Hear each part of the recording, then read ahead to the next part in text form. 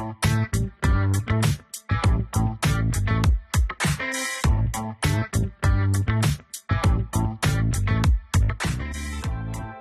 to Running on Ice, the coolest community in freight. I'm your host, Mary O'Connell, bringing you the latest tech updates, warehouse news, and everything happening in the cold chain world. Not only is there the coolest show in freight, but there's also Running on Ice, a newsletter that could not be colder. You can subscribe to that on freightwaves.com/runningonIce. Today, we welcome Michael Leibovitz, Vice President at Romark, and Sean Mitchell, Vice President of Customer Success at Gather AI. Welcome to the show, gentlemen. Thank you for having me. Thank you. Pleasure to meet you. I am kind of excited to get into things today because there's a great partnership between you guys, and it's kind of in a new space we're breaking it down in, and it's the candy world, which is near and dear to my heart as a sugarholic. Before we get too far into that, let's get some background on how you guys got started. Sean, why don't you give us some background as to how you got started at Gather AI? So I'm Sean Mitchell, I'm the Vice President of Customer Success at Gather AI. I started in the early days of Gather, long before we had customers, and my responsibilities really were to bring what was a cutting edge piece of AI technology and autonomy to the customer world. And so I've had the pleasure of growing and scaling over the last 4 to 6 years now, and really just been a pleasure of working with some of our greatest customers out there, Michael being one of them. I really like that. That's a true testament to someone who is on board before there's even customers. Michael, why don't you give us some background on you and how you got started at Romark? Sure. So Michael Leibovitz, Vice President of Romark Logistics. I got started at Romark about a decade ago, officially. Romark Logistics is a family business founded by my grandfather about 70 years ago. I started in the business focusing on business development and sales, grew into a real estate focus, transportation focus.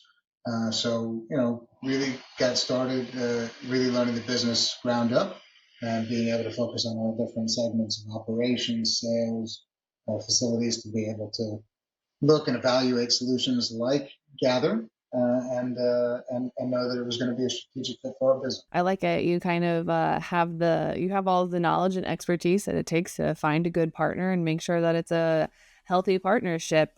Speaking of that partnership, can you guys kind of tell me a little bit more about how this partnership came about? Michael, do you mind starting us off?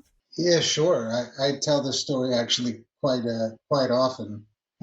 It started with a friend of ours in the business who had a post on social media about something that they were doing with Gather AI, and took a quick chat and then a phone call on a Saturday with Gather to be able to really figure out, go through, learn a little bit more about the company, vet based on questions with the comprehension of knowing our operational constraints and what we were looking to achieve. And one phone call on a Saturday for about an hour and a half really solidified it for me. Obviously, there was metrics and pricing to work through, but for the most part, I was 100% satisfied that we had the right technology and the right partner from a cultural perspective to be able to kind of move this along in our evaluation process. And that's a very quick version of the hour and a half phone call, but great phone call, and it's been even better than that phone call since. So I feel like that phone call has to be an absolute masterclass in like how to close a deal in a phone call, or just the opportunity of getting just that one phone call. Sean, what made Romark such a great partner for you guys? So I think Romark, the impressive part about Romark is that they're pushing the envelope on the technology front in many different areas. So they have incredibly high accuracy to begin with. But beyond that, they also have a large number of autonomous forklifts, autonomous systems, conveyorized solutions. And so we were looking for a space that we could fit into this ecosystem.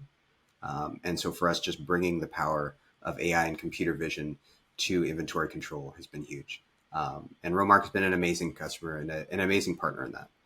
Really to keep us on our toes, keep us moving forward, but also making sure that we're driving value. It's easy to improve the inventory of a warehouse that isn't quite as clean. It's hard when your customer is already clean and organized for us to make sure that we're finding every little misplaced piece of product. Yeah, absolutely. It's kind of nice. It's always easier to come in when like you have someone that's like already kind of has their stuff together. But Michael, Romark has a lot of temperature controlled warehouses. Obviously, you guys kind of have a specialty in the candy side of things. What kind of challenges were you facing that ultimately Gather ended up coming in and kind of being that natural solution that kind of made those challenges not challenges anymore? Yes, that's a very good question. And whether it's confections or other temperature controlled or refrigerated products that we store and handle throughout the U.S., for us, as Sean mentioned, the inventory accuracy wasn't a problem that we were trying to improve upon because we were already hitting 99.99% targets of the accuracy from our inventory team. What we've really been focusing on through our automation journey has been the ability to reallocate our existing team to other areas of functional operations that we really need them to be in. And inventory, it's it's the core part of our DNA, right? We have to be really good at inventory, and that's our role in the supply chain. Uh, but for the most part, we're already really good at it. So if there's a technology that could come in like Gather, expedite the process for us, be able to give us even more insight through some of that AI and value add technology and insights through reporting and metrics, our team's able to actually focus on other things in the operation day to day and be able to get the job done, in a best in class manner. So that's really for us what it was all about. It was just being able to give fresh, unique tech advanced tools to our team and replace a function that we already had great competency and insight in. And yes, in the confections and food space, we need to be really good at inventory because you're dealing with batch codes, different production dates, different production plants, different clients. There's many different factors that rely heavily to create a food safety environment that for the whole supply chain is 100% accurate. So Sean and Gather basically replaced everything that we were doing and helped us give our team, some other things to do that are just as important. That is something you touched on, something that I have said countless times, and that's every conversation around automation improvement or anything like that is, because everyone's like, oh, automation's coming, it's going to replace my job, it's going to do this, it's going to do this, and I'm like, no, automation's coming to do the things that to do like the day-to-day stuff, but that way you can allocate those resources somewhere else. Because if you have something kind of down to that efficiency level, then yes, automation's great for it, it's wonderful, and then that really frees up your people to solve those exceptions to the rule, if you will, the ones that aren't necessarily great at that don't fit nicely into that bubble, don't fit nicely into that process. Because let's be honest, it's logistics. There's always going to be that exception to the rule. Yeah, and you're 100% right, and we say that all the time. Especially as a family-owned and operated business, we care deeply about our team and the jobs that are created, the families that rely upon these jobs. So for us, it really is about finding technology that helps them do their job better. Because guess what? Even bringing in automation, it's creating not only a shift of the job tasks that they're doing, but it's creating new jobs based on technology, the engineering roles, a lot of the analytical roles. There's a lot that's being created from it. So totally on board with your perspective, and it's totally aligned with how we operate and view our business. Sean, from the Gather side of things, have you guys noticed that, have you guys kind of noticed any hesitancy when you're implementing these types of things? Or is it just kind of like as long as you have a strong partner that's on board, you don't seem to have that many problems? No, it's a wonderful question, and maybe I'll step back and kind of explain a little bit about how the solution works, and then it'll inform a little bit of what the hesitancy is, and then from there, how people adopt it and move. So Gather AI is here to provide the solution of where is the inventory in the warehouse and to keep up with the pace of business as everyone tries to move more quickly. What we do is we provide a fleet of autonomous drones that fly through our customer warehouse and image every single inventory location. As they're doing so, they're reading barcodes, they're reading text, they're identifying cases, or identifying batch lot codes, whatever it may be, and then doing a direct comparison with the warehouse management system. Previous to our technology, typically people are on automated lifts with a scan gun, scanning each inventory location, putting it in, and effectively just filling out a spreadsheet. And so the difference here is we come to an operator and they're always concerned, hey, is this going to take away my job? And what we say is what this is going to do is to provide an ability for you to find every single mistake within the next 100 or the next 1,000 pallet locations. And you can spend your day solving problems and repairing any of these mistakes rather than checking known good product all day. And so taking a person who would be checking known good product for 45 to 60 locations an hour and changing that to someone who can do with one drone over 300 locations, with 3 drones over 900 locations an hour, and keep up with the pace, that really allows them to be more of a problem solver rather than somebody who's just checking and verifying that everything's in the right spot. And so when I explain that, everyone is usually very much on board. They say, okay, this is the job I always wanted to do. I always wanted to be a detective. I always wanted to solve those problems. I always wanted to find a way that I could make things better for the rest of my team. And so, when we pitch it that way, everybody's very excited. I think that's a really huge key point right there because, Michael, as you probably know, staffing warehouses can get a little challenging. And, there's that monotony of it, of just kind of, okay, I'm going and validating and checking the same exact equipment that was here every single day. And, oh, by the way, nothing's changed. Or, okay, this is this. And I think I kind of like it. It makes it more of a challenge instead of just like, this is me going around double checking that all the inventory levels are the same, or, oh, we're down one pallet, or this one's in a weird spot. Instead of spending your entire shift, hoping for the one exception, that's mostly what you're doing is working those exceptions. Also, I feel like from a speed perspective, being able to use a drone to count pallets is going to be a lot faster in getting your job done than sitting there manually counting and scanning everything. Yeah, and Sean's 100% correct. The ability to become more proactive in your approach on inventory as opposed to reactive is tremendous. And the team being able to see them step up, not just their comprehension and their expertise, but the excitement and eagerness to dig into problems and really evaluate them and bring them back to the operations team for better planning and a better end result. It's critical, and it's really been a pleasure to see how well they've taken to utilization of the technology. So one of the things I'm curious about is obviously in the temperature controlled space, there's a lot of factors, it's as you mentioned, in the food supply chain, it's more than just, oh, these products need to stay at 35 degrees or they need to stay at this specific temperature.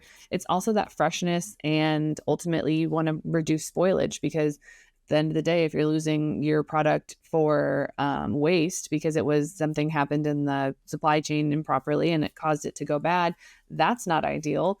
And then also that's waste that your customers are having, and that's affecting your bottom line. Not to mention it's not great for sustainability, but you have a lot of extra things to consider there. So how does this kind of solution really alleviate some of those concerns that come with managing cold chain? Because like you said, you have to maintain freshness, and it's hard to know specifically, like, yeah, you can know this pallet came in first, so it should probably go out, but like what's the actual quality like of the goods on this pallet? Like how do you kind of accommodate for that the delight that is temperature sensitive products? Yeah, so on all of our food supply chain type clients, for the most part, the former process of how we manage the inventory, it took a little bit longer, right? We were near 100%, and that's really important. But how you get to 100% and the speed at which you get to 100% is just important. And much like I mentioned about reallocating our workforce and our team to be able to do other things that are just as important, the ability to have insight rapidly from Gather and to be able to verify codates, verify SKU numbers, verify lot codes, batches, production plans. The ability to have that data quicker enables us to avoid many of the costly mistakes that would impact not just, not just the product itself, but the overall throughput velocity that we're trying to achieve for our clients, because having information faster is great. And being able to use that information to prioritize loads and prioritize outbound planning and work with your operations team, it's really become a partnership between inventory control and operations at this point. Before it was, an ancillary element of just providing data in, but now that data is coming ahead and it's able to mitigate potential challenges through the supply chain of the product moving through our building. So it's been critical in our space, and really really nice to see the effects of Gather's technology. Sean, was this something that you guys intentionally designed around, knowing that, you're going to want people that are reacting more proactively versus reactionary? Absolutely. And I think the big thing here is we realized that we want to bring the data as clearly as available as possible to our customers. And so what that means then is if we're reading out lot code, if we're reading out expiration date, if we're reading out LPN, SKU, whatever it may be, we want to make sure that that's easily something that can be searched. But also if there's any discrepancy, it's something that you can go through and take quick action on any exception. And so for us, that was the purpose of providing an image of every inventory location, but also providing the ability to search the AI to say, okay, what if I wanted to see this specific candy bar? Where is it within the warehouse? Here's a list of them, and here's a picture of every location. Can you sort them by the lot code? Here are the lot codes that you can go through. If you want to go through and say, okay, is the correct LPN placed on the correct SKU? You can go through and cross-reference that. And really the idea being that you now have a completely visual interface as opposed to just lines on a spreadsheet to confirm. And everything has an XYZ as well as a timestamp. So it makes it really easy to know exactly where you are and to feel very confident that this inventory was taken much more quickly, but also that it was taken in an accurate manner that you can go through, turn around, and make action about it. Fun fact, I did not know that it was that specific of being able to know, like, these 10 candy bars are here with this exact information on it. And that is pretty cool. I'm not gonna lie. That is very cool. What we're going for. We're here just to do cool. So Michael, has there been any kind of noticeable amount of, you said that you already kind of had this whole process figured out, which is fantastic. Have you guys seen any noticeable improvements in that minimizing of waste or spoilage since you've implemented this? Or is it just you've maintained that standard that you have, but you're able to do more more in addition to it? Yeah, we've seen, because our inventory accuracies were already as high as they were, we haven't seen any improvements to waste or tonnage as part of impact product and shelf life. But what it has been all about, and like you said, is just that prioritizing of hours and time to other elements and other tasks. The inventory team has really become more of a seat at the table with operational planning now, because they do have that time. Like Sean mentioned, you look at before, yes, line items, it wasn't for us a spreadsheet, it was more systematic than that. But for us, being able to visualize, have that back end audit with timestamps, with images of each pallet location, it proves out that technology is able to capture a moment in time. You're able to reconcile and provide meaningful quality images, quality data points to our clients. Everything in the food supply chain space is about quality, right? Your inventory needs to be fresh, your accuracy needs to be 100%. And for us to lift up the hood at any moment in time and have a snapshot, how things were being performed systematically before, like Sean mentioned, it's a lot of line items and data capturing, but the meaningful insight that comes from these images and pictures, and to be able to look at an aisle, a cross-section view of what the inventory was at a moment in time, that really puts not just a timestamp, but kind of a stamp of approval on what we had, when we had it, how it looked, where it was. I mean, there are so many meaningful things that come out of that to be able to prove out, not just, oh, we checked and it's in location AB 104. No, here it is. This is what it looked like at this moment in time. You can't replace that, that value. Now that we have it, now that we see it, now that we know it, we're never going to give it up. Even as we move towards a more automated environment with put away of pallets, picking of pallets, that we can call it multi-factor, we can call it extra verification, we can call it a variety of things.